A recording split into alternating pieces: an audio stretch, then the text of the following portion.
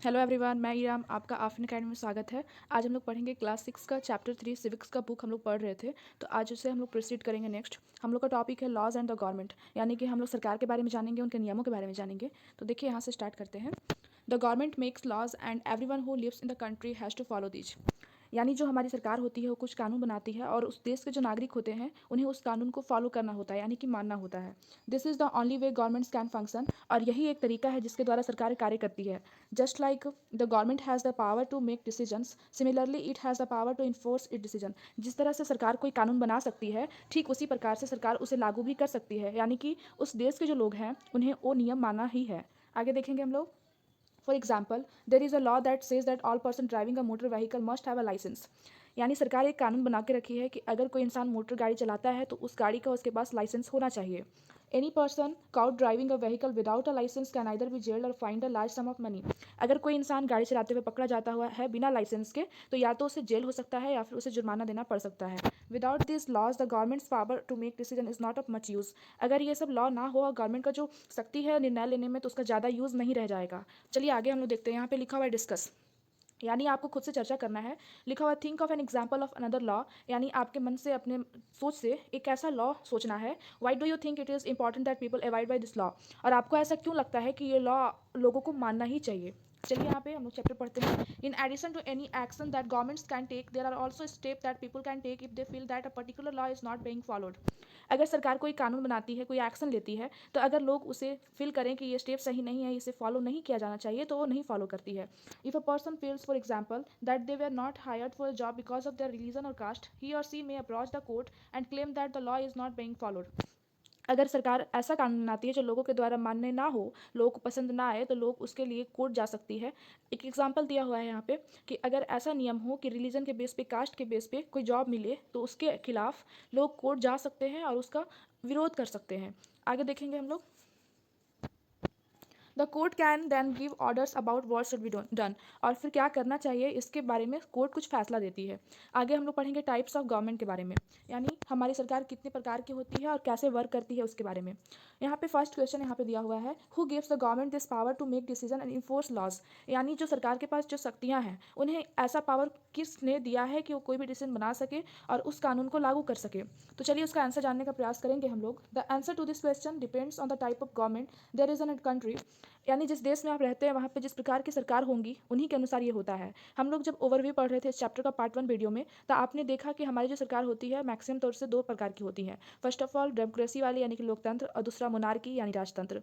तो जिस तरह की सरकार होती है उस तरह की बातें होती हैं। चलिए यहाँ पे देखते हैं इन डेमोक्रेसी, यानी डेमोक्रेसी में क्या होता है। It is the people who give the government this power.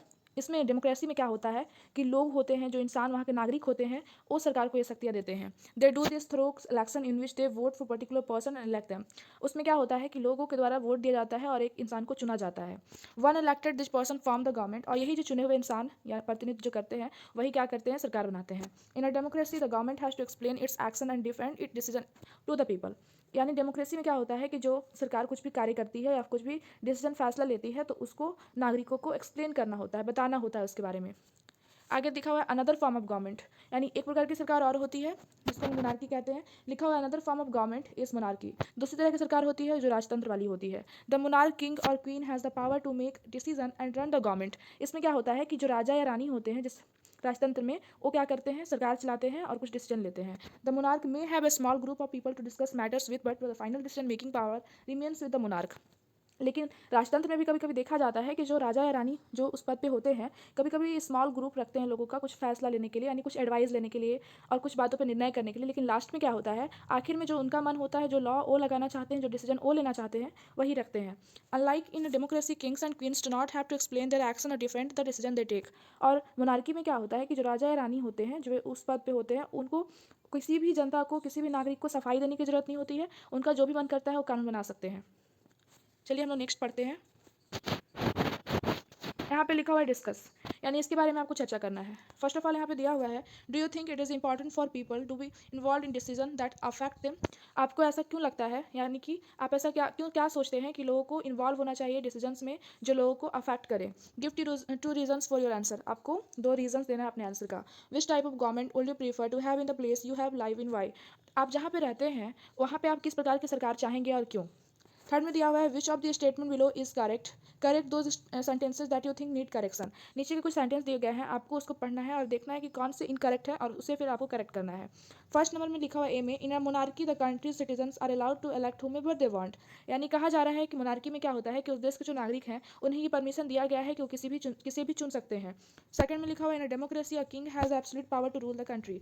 Democracy में क्या होता है कि जो राजा होता है उसे बहुत सारी शक्ति होती है कि वो कंट्री को चला सके, उसको शासन कर सके। सी में लिखा हुआ है, in monarchy people can raise question about the decision the monarch takes. Monarchy में कहा जा रहा है कि लोग जो होते हैं वो क्वेश्चन कर सकते हैं, अपनी आवाज़ को उठा सकते हैं अगर राजा के द्वारा कोई डिसीजन लिया जाता है तो आपको कौन कौन सा इनकरेक्ट लगता है आपको उसे करेक्ट करना है। चलिए हम लोग नेक्स्ट देखते हैं। आगे हम लोग का टॉपिक है डेमोक्रेटिक गवर्नमेंट्स, यानी हम लोग लोकतांत्रिक सरकार के बारे में पढ़ेंगे। यहाँ पे लिखा हुआ है, इंडिया इज़ अ डेमोक्रेसी। हम लोग जानते हैं कि हम लोग जिस देश में इंडिया में रहते हैं वो एक डेमोक्रेटिक है। This achievement is the result of long and eventful struggle of the Indian people. और ये जो इंडिपेंडेंट हम लोग को मिला है, जो हम लोग को फ्रीडम मिला है, ये बहुत सारे संघर्षों का रिजल्ट है, यानी कि हम लोग को बहुत ज़्यादा स्ट्रगल करने के बाद ये दिन मिला है। आगे देखते हैं, there are other places in the world where people have also struggle to have democracies, यानी इस वर्ल्ड में और भी ऐसे देश हैं जहाँ के लोगों ने स्ट्रगल किया डेमोक्रेसी के लिए। You now know that the main feature of a democracy is that people have the power to elect their leaders। अभी तक आप पढ़े उतना में आप जान गए होंगे कि लोकतंत्र में क्या होता है कि लोगों के पास ये पावर होता है कि वो अपना प्रतिनिधि खुद से चुन सके, यानी कि खुद से वोट दे सके। So in a sense democracy is ruled by the people. तो एक तरह से हम लोग कह सकते हैं कि डेमोक्रेसी में जो शासन होता है वो लोगों के द्वारा होता है। The basic idea is that people rule themself by participating in the making of this rules. और एक तरह से क्या होता है कि जब रूल बनाए जाते हैं तो लोग भी उसमें शामिल होते हैं। कैसे शामिल होते हैं, जब वो किसी को चुनते हैं तो उनके जो रिप्रेजेंटेटिव होते हैं वो उसमें फैसले में शामिल होते हैं। देखते हैं आगे, democratic government in our times are usually refer to as representative democracies.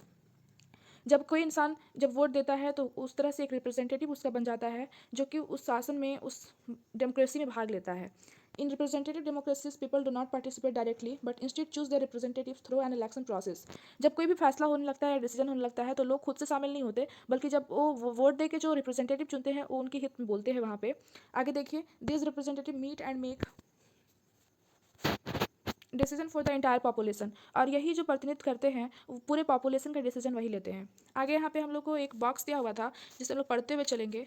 यहाँ पे लिखा हुआ है, Now where in the world have governments willingly shared power all over Europe and USA, women and the poor have had fight for participation in government। यानी कि क्या बोला जा रहा है कि जो गवर्नमेंट है वो क्या करती है कि पावर का all over Europe and USA में वुमेन और जो गरीब लोग होते हैं उनको वोट देने में शामिल नहीं किया गया था, पार्टिसिपेट नहीं किया गया था उस सरकार में। तो इसलिए आगे बोला जा रहा है, women's struggle to vote got started during the first world war, the movement is called the women suffrage movement. यानी जब फर्स्ट वर्ल्ड वार हो रहा था तो बहुत सारा मूवमेंट भी हुआ था, तो एक उसमें से मूवमेंट हुआ था वुमेन सफरेज मूवमेंट, यानी कि मताधिकार के बारे में। तो हम लोग यहाँ पे देखेंगे, as the term suffrage usually means right to vote, यानी सफरेज का जो मीनिंग होता है राइट टू वोट, यानी कि हर इंसान को वोट देने का राइट है, उसके पास पावर होना चाहिए। आगे देखिए यहाँ पे, during the war many men are away fighting and because of this women were called upon to do work that was earlier considered men's work. Many women began organizing and managing different kinds of work. When people saw this they began to wonder why they had created so many unfair stereotype about women। मतलब यहाँ पे एक तरह से कहा जा रहा है इस बॉक्स में कि विमेन के लिए बहुत सारे स्टीरियोटाइप्स थे, उन्हें वोट देने का अधिकार नहीं था, उनके बारे में लोग अलग अलग राय रखते थे। तो ये आप अच्छे से पढ़ेंगे खुद से, इसमें दिया हुआ है। आगे लिखा हुआ है, and what they were capable of doing, so women began to be seen as being equally capable of making decisions. फिर क्या होता है कि बहुत ज़्यादा कैपेबल होने के बाद, करने के बाद, बहुत वुमेन उसके लिए ट्राई करी, उसके लिए आंदोलन करी, तो फिर उन्हें इक्वली मिलने लगा चांस डिसीजन लेने का।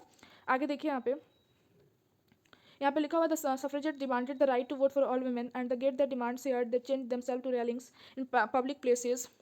मतलब क्या हुआ कि सफरेज का अधिकार, यानी मताधिकार का अधिकार पाने के लिए वहाँ पे बहुत सारे लोग डिमांड कर रहे थे कि वुमेन को भी राइट टू वोट मिलना चाहिए। आगे देखिए, many suffragettes were imprisoned and went on hunger strike and they had to be fed by force. और बहुत सारा जो लोग हैं वहाँ पे बहुत सारा आंदोलन किए, स्ट्राइक किए, मतलब बहुत तरह का वहाँ पे विरोध किया गया। American women got the fight to vote in 1920 while women in the UK got to vote on the same terms as men some years later in 1928। America में क्या हुआ कि जो वुमेन को वोट देने का अधिकार है वो 1920 में मिला, जबकि यूके में वोट देने का अधिकार 1928 में मिला।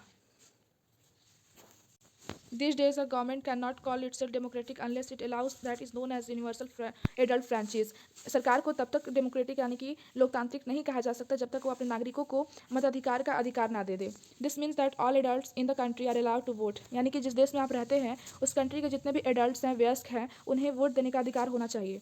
But it was not always like this. Can you believe that there was a time when government did not allow women and the poor to participate in election. लेकिन पहले ऐसा नहीं था. आप क्या विश्वास कर सकते हैं कि पहले के टाइम में जो गवर्नमेंट सरकार थी वो औरत को और गरीब लोगों को वोट देने का अधिकार नहीं कर देती थी और उसमें पार्टिसिपेट होने का गवर्नमेंट इलेक्शन में उन्हें दर्जा नहीं दिया गया था.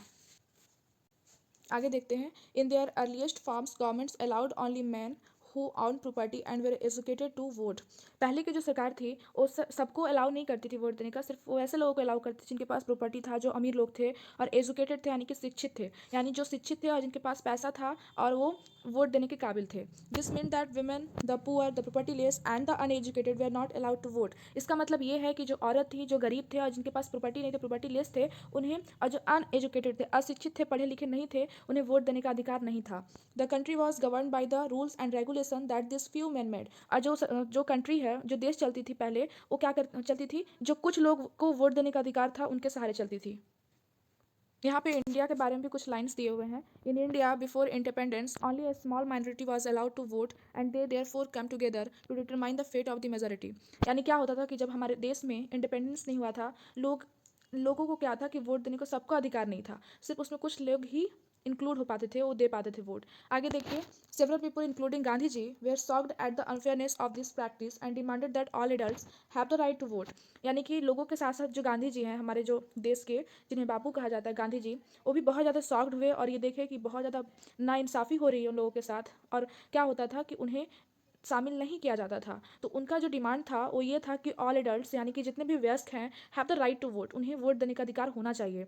This is as universal adult franchise. ऐसे ही हम लोग यूनिवर्सल एडल्ट फ्रेंचाइज कहते हैं. यानी कि वयस्क जो है उससे मताधिकार होना ही चाहिए. चलिए आगे देखते हैं. Writing in the journal young India in 1931. यानी कि जब लिखते थे जर्नल यंग इंडिया में 1931 में, गांधी जी सेठ, वो कहते हैं, I can not possibly bear the idea that a man who has got wealth should have the vote.